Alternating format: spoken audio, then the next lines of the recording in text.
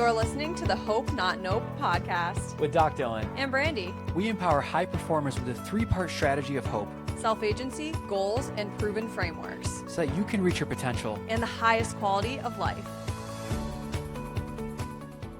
How's it going? Just wanted to start by saying thank you for being here, and please like, rate, subscribe, anything, share, whatever you can do to trifecta. The trifecta, like, rate, subscribe. Anything you can do to help us spread the message of hope is helpful and truly genuinely appreciated. And so just wanted to say that before we hop in. Nice. Awesome. Okay. Alicia asked us, I'm trying to be a high performer, but I keep getting caught up in doom scrolling. I know that it's not helpful, but can you explain why it's not helpful? Because I'm kind of like figuring out how to not do it, but I feel like I need the information as to why doom scrolling is actually not helpful, because clearly I'm not motivated to stop, basically. Is I added that last little part because I relate to it. Doom. I feel like you gotta say it like that. Doom scrolling. Bum, bum, bum. Bum, bum, bum. The Hope Not Nope official soundboard. AKA our voices. AKA our voices. It'd be cool if we did have a soundboard, though, I must say. Yeah. So to answer this question for Alicia, I would say it's a conversation that Brandy and I have had. Yeah. I struggle with doom scrolling. Yeah. Yeah. And it's a great question because there's an awareness of, I'm aware that I'm doing this and I'm questioning, is this good or kind of not great for me as a performer? And partly the answer is in how it's being used. Mm-hmm. But I'm going to, for this conversation, take the standpoint of what's happening to the nervous system with doom scrolling and why that might have a negative impact on becoming a high performer. Mm-hmm. And then I'll kind of state hey, why is that specific to a high performer? Mm-hmm. So what ends up happening is that you are conditioning your nervous system. And conditioning goes back to very, very, very old science. Pavlov's dogs, it's really not that old because depends on perspective. Yeah. We're not talking like dinosaurs, but you know what I don't even know if there was science with dinosaurs. Well, there was in the sense of never mind. Yeah. There wasn't scientists because there's no people. Right. So we'll say old, but not old, depending on the perspective that you're coming from. But anyways, the classical conditioning that, Pavlov showed to happen with saliva in dogs, that they would ring a bell and then that bell would mean that there was going to be food. And then the dog would salivate to get ready to start digesting or eating the food. And then they found that after a while, there's this learned association that happened that when they would then ring the bell and if food wasn't delivered, the dog would still salivate to get ready as if food was coming because they have become conditioned to that bell. It's kind of like when gearing up for the NFL draft, mm-hmm. they kept playing the little ding, ding, ding. Yeah, the little ding, ding, ding, which means the pick is in. And They were playing it on ESPN for days, weeks leading up to it. So much so that every time I heard it, I would look at the TV and I'm like, oh, it's not the draft yet. 100%.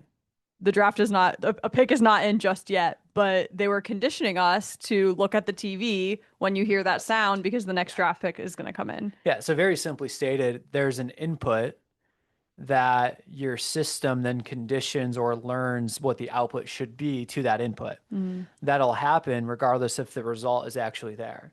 So in the dog's case, the bell would ring, and if the food wasn't there and they were conditioned, they would still salivate. In the NFL draft situation, you hear that noise ringing of the bells, and you look at the TV to see who was drafted, even if they hadn't been drafted. Mm-hmm. Yeah. So that is what conditioning is. Now, when you open your phone oftentimes this happens without you even realizing it. You open your phone to answer a text message, and then you respond to that text message, and then you swipe that away, and then you instantly go to TikTok, Instagram, Facebook, whatever platform you're using, and then you just start scrolling, and you're not even aware that this has happened because of how conditioned you've become to that. That opening your phone has now created the response that when you open your phone, you go to social, and you go to social, you start scrolling. So the conditioning response is happening, but now let's get to the why is that happening? Why is it desirable from a nervous system standpoint?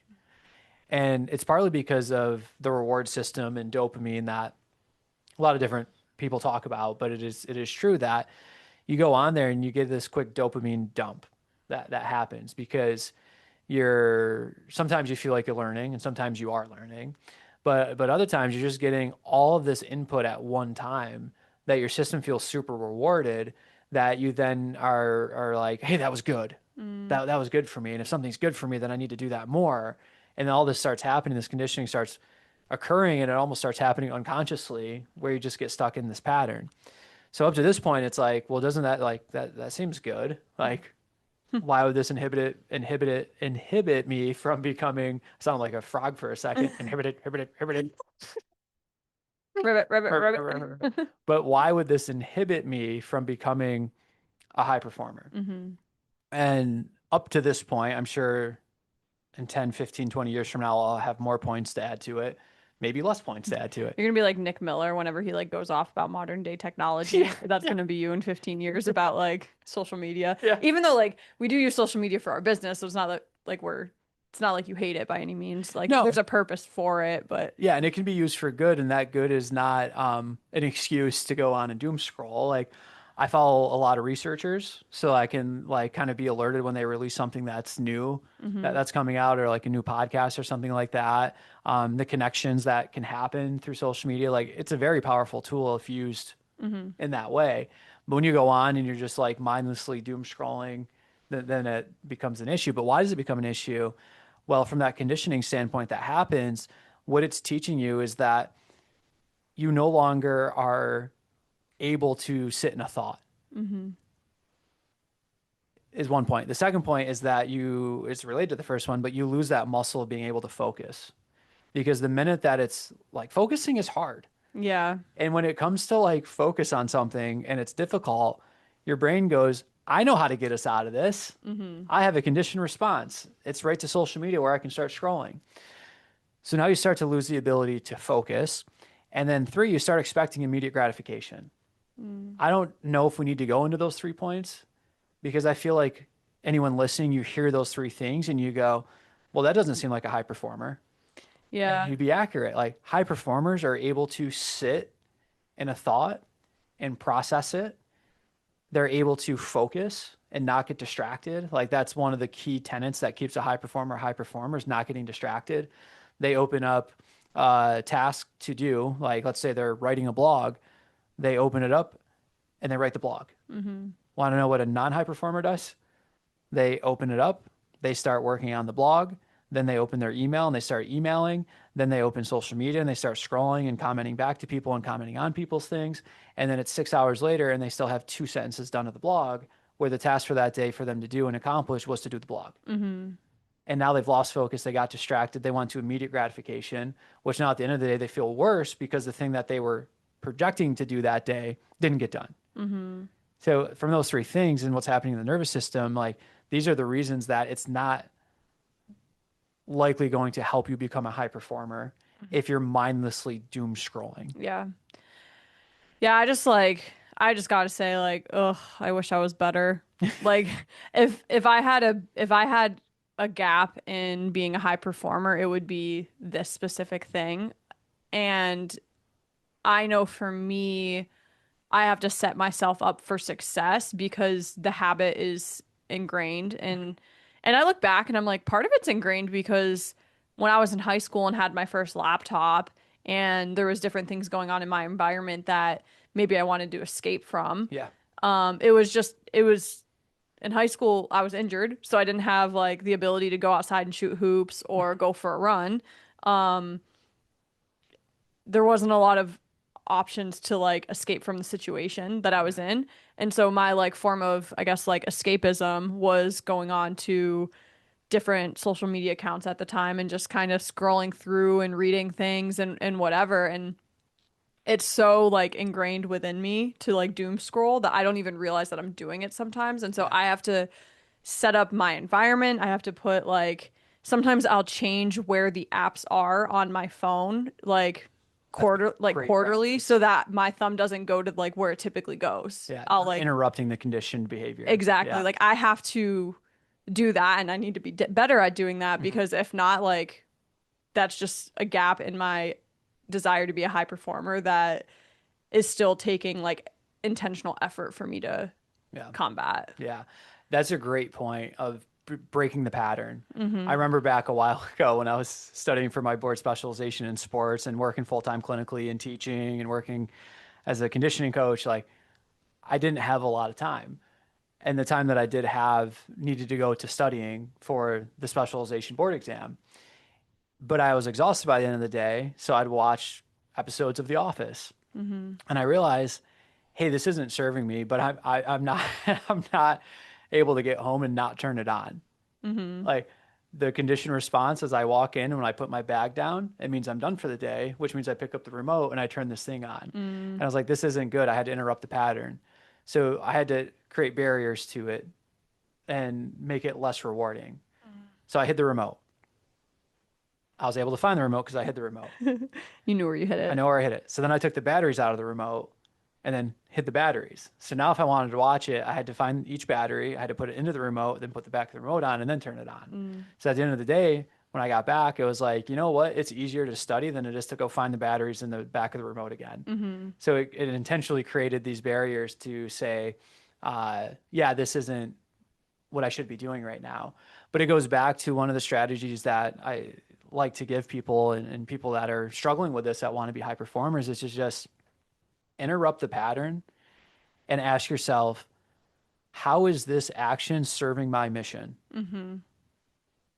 And as long as you're not looking for excuses to be on it, Yeah. it becomes very helpful because you know what? Sometimes you got 15 minutes at lunch Mm-hmm. and you just kind of you want to doom scroll for 15, 20 minutes and it's not impacting like other things that you could be doing, like fine, Yeah.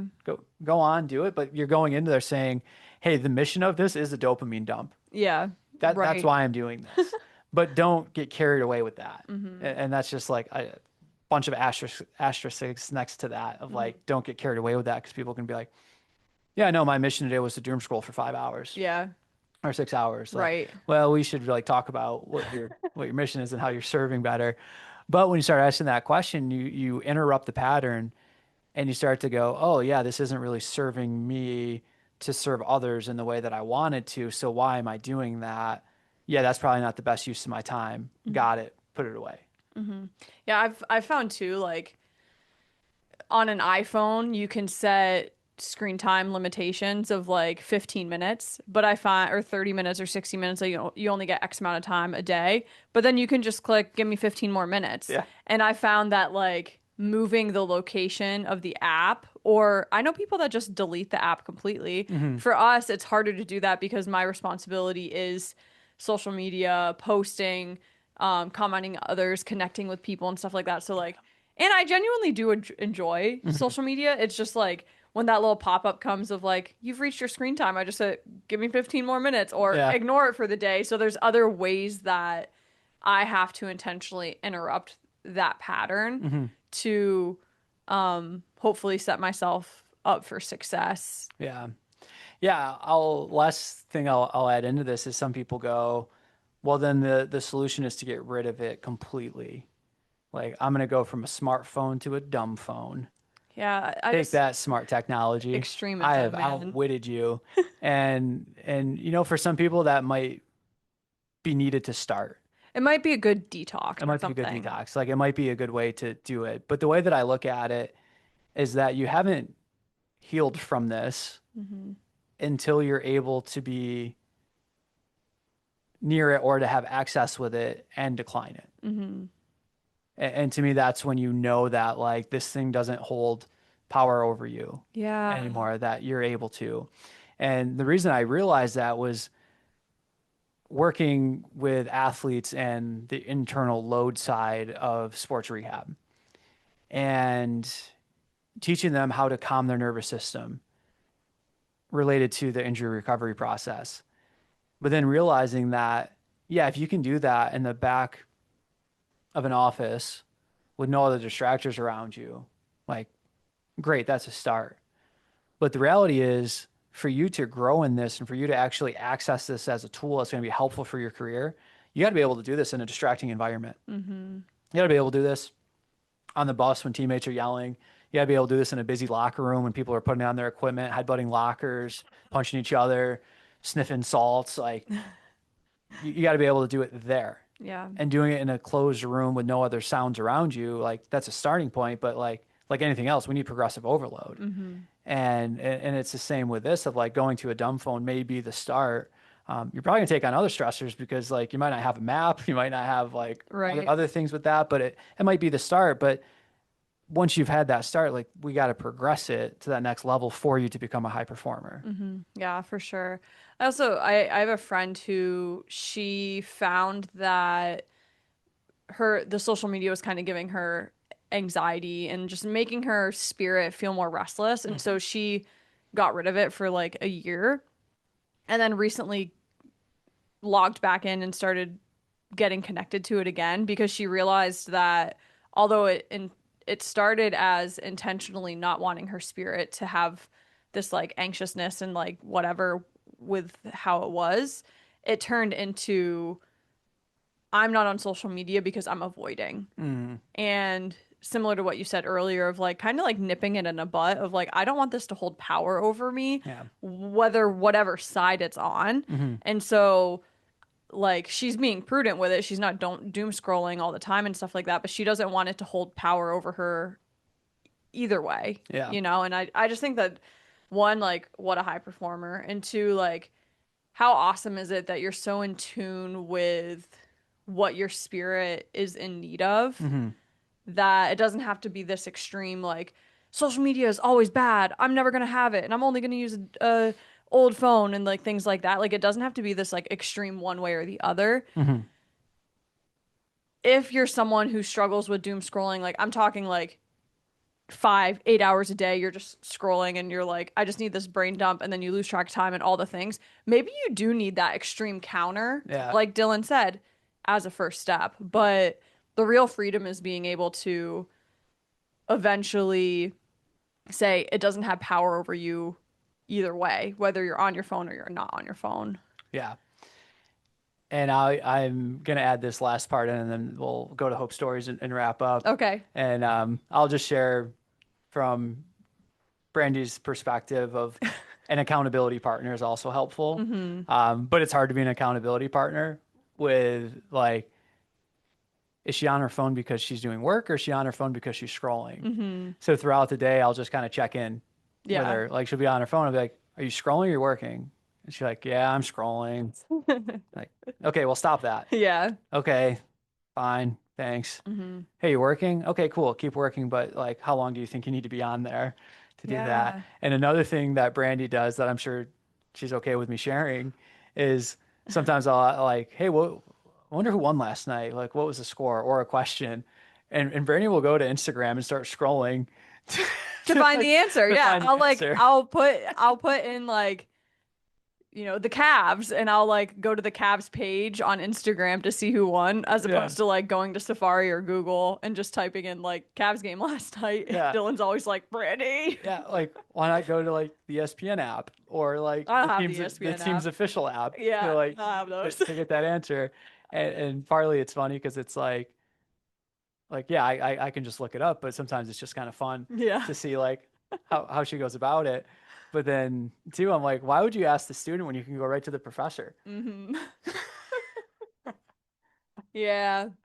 I'm working on it, people. I really am working on it. I want to do better. Yeah, This is a gap in my life. yeah, and it's asking the question tells me that Alicia's on the path to become a high performer Hmm. because the reality of whether it was intended or not, like these platforms are addicting, Hmm. and we're seeing lawsuits happening because of This is that in in Australia. Australia Yeah. and in a few other places. And not that that was ever their intention, but it's kind of the nervous system likes these things or it perceives that it likes it, and then it gets overwhelmed by the end of the day because of how much input it got. Hmm. It's like it wants input to choose the best output. When it gets too much input, it just gets overwhelming. Hmm. It's way too overwhelming, and you're fatigued and tired and crashed out at the night because you had too much freaking input Yeah. through the day. You don't know the truth anymore. You don't know what to follow. You don't know what's fact. You don't know what's fiction.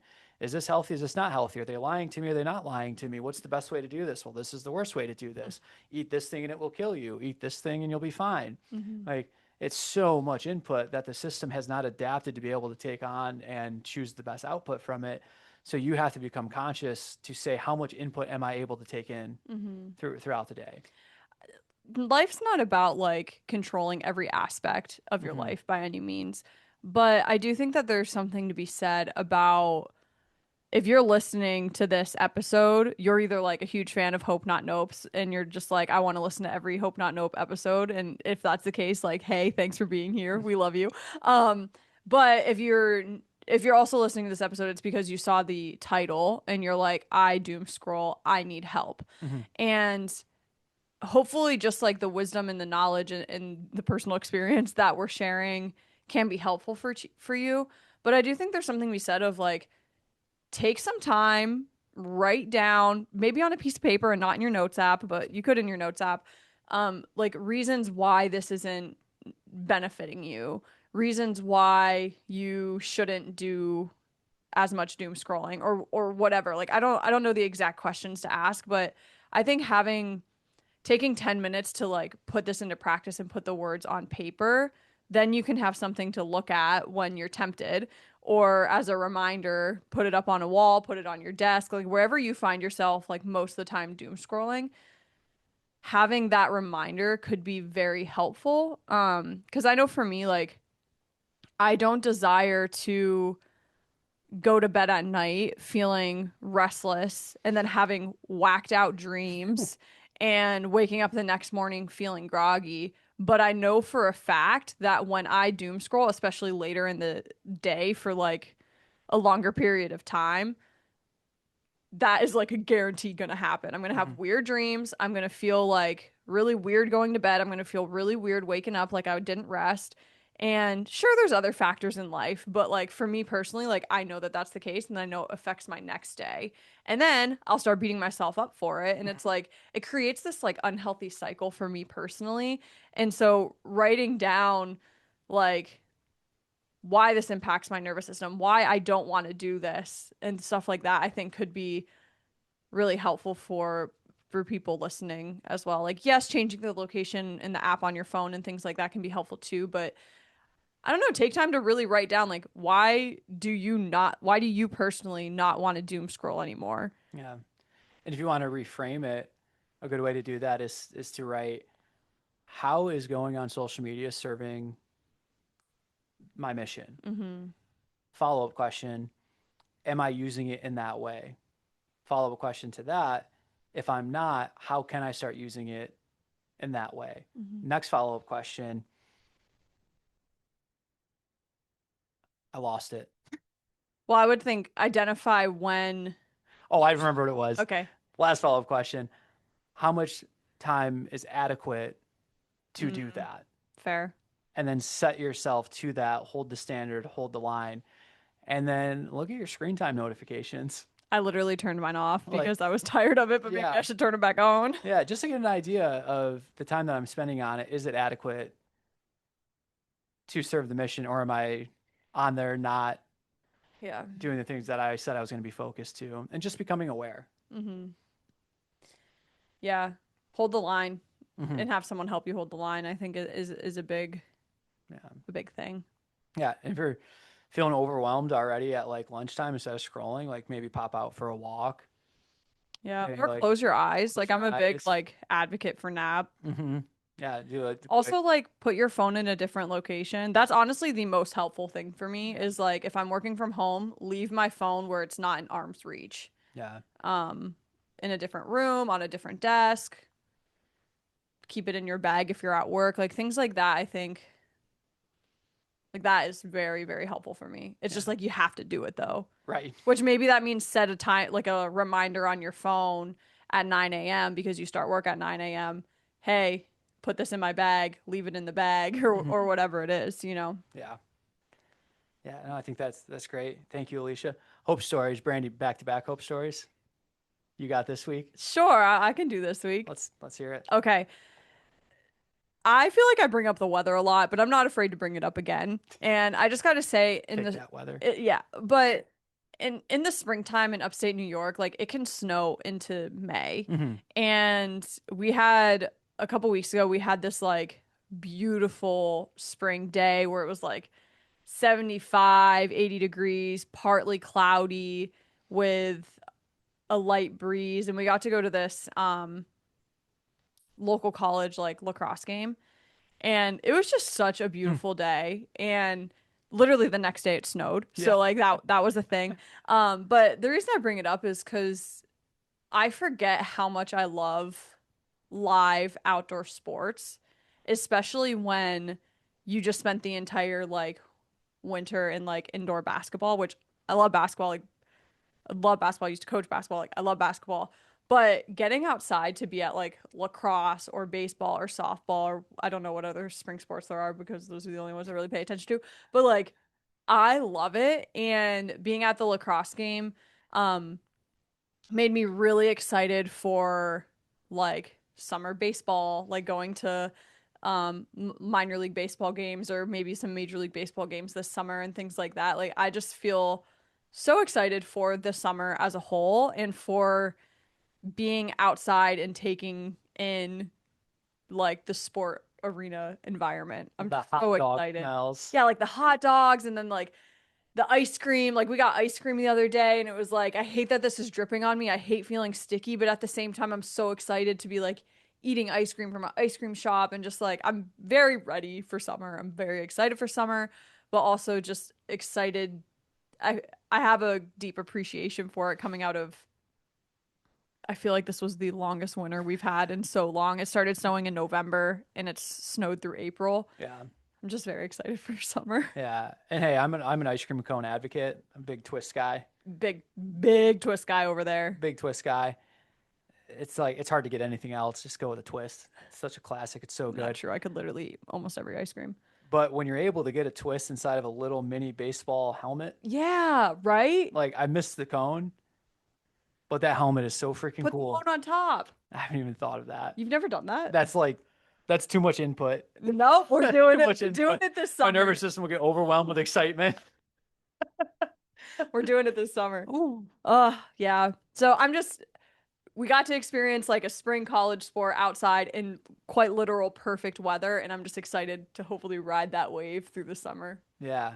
The opportunities that are out there when you're not doom scrolling Yeah, on a beautiful day. that day, I probably wasn't on my phone for more than like 15 minutes that day. And Right. that's how, I don't want to say every day should be, but like it'd be awesome if every day was more like that. Mm-hmm.